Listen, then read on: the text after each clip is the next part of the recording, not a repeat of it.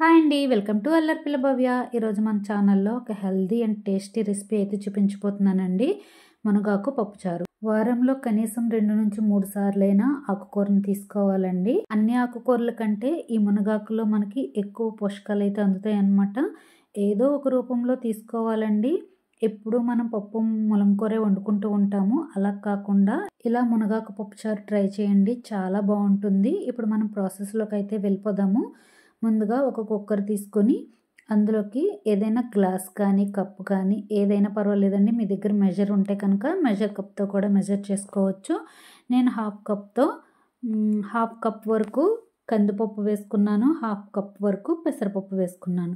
మీరు కావాలంటే మొత్తం పెసరపప్పుతోటి పెట్టుకోవచ్చు పప్పుచారుని, లేకపోతే మొత్తం కందిపప్పు వేసుకుని పప్పుచారుని పెట్టుకోవచ్చు అనమాట. ఇలా రెండు కలిపి పెట్టుకున్నా కూడా పప్పుచారు చాలా బాగుంటుందండి.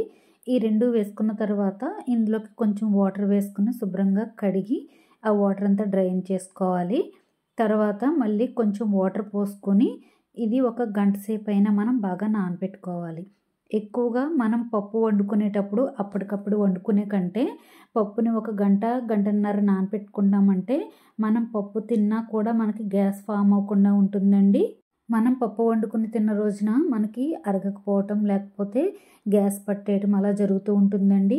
మనం లేచిన వెంటనే కందిపప్పునైనా పెసరపప్పునైనా ముందుగా నానబెట్టేసుకోవాలి. మనకి అన్ని పనులు అయ్యి కర్రీ వండుకునేసరికి ఖచ్చితంగా 2 గంటల పైనే పడుతుందండి. అలా పప్పు నానితే కనుక అందులో ఉన్న గ్యాస్ అంతా పోయి మనకి ఆ డైజెషన్ ప్రాబ్లం అనేది లేకుండా ఉంటుందన్నమాట.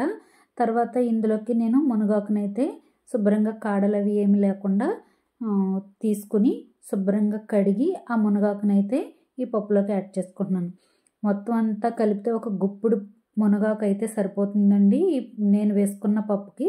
ఇందులో కొంచెం పసుపు వేసుకొని స్టవ్ మీద పెట్టుకుని ఒక 4-5 విజిల్స్ అయినా వేయించుకోవాలి.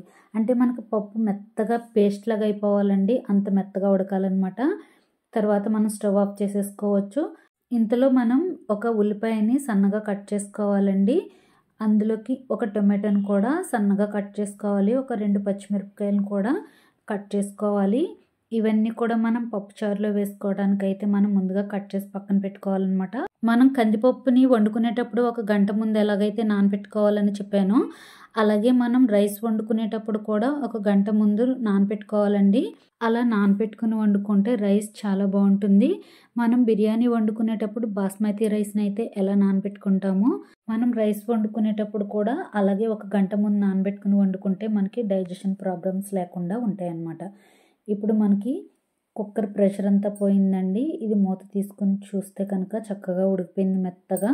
ఇప్పుడు మనం ఒక పప్పు గుత్తి కానీ లేకపోతే స్మాషర్తో కానీ ఇలా బాగా మెదుపుకోవాలి. ఇలా బాగా మెత్తగా స్మాష్ చేసుకోవటం వల్ల మునగాకంతా కూడా కొంచెం నలిగి ఆకులు కింద లేకుండా ఉంటుందన్నమాట.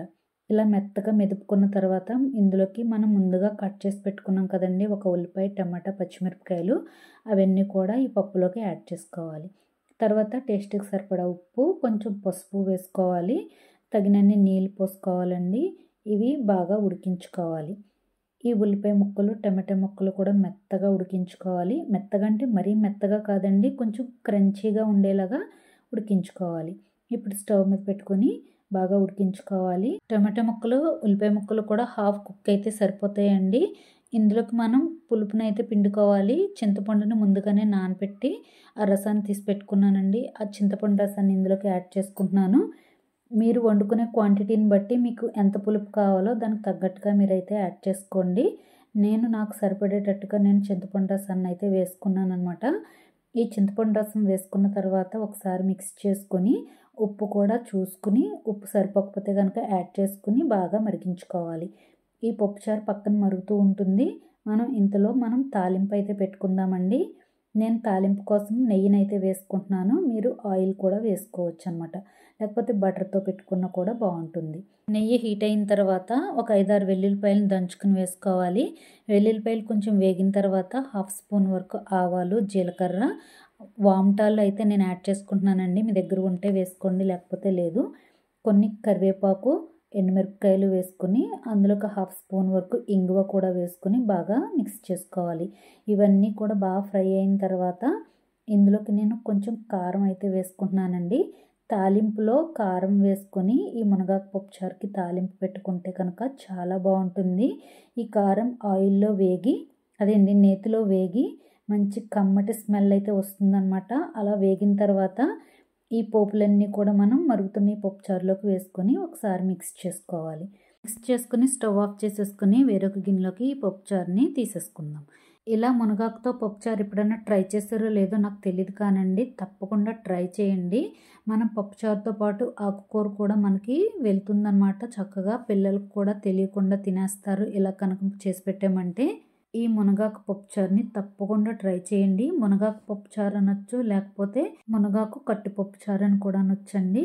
మనం ఇలా పిల్లలకి రైస్ వేసి దానిపైన పప్పుచారు వేసి ఒక వడియం కానీ అప్పడం కానీ మజ్జిగ మిరపకాయ కానీ వేసి ఇచ్చామంటే ఇంకే కర్రీ కూడా అవసరం లేదండి.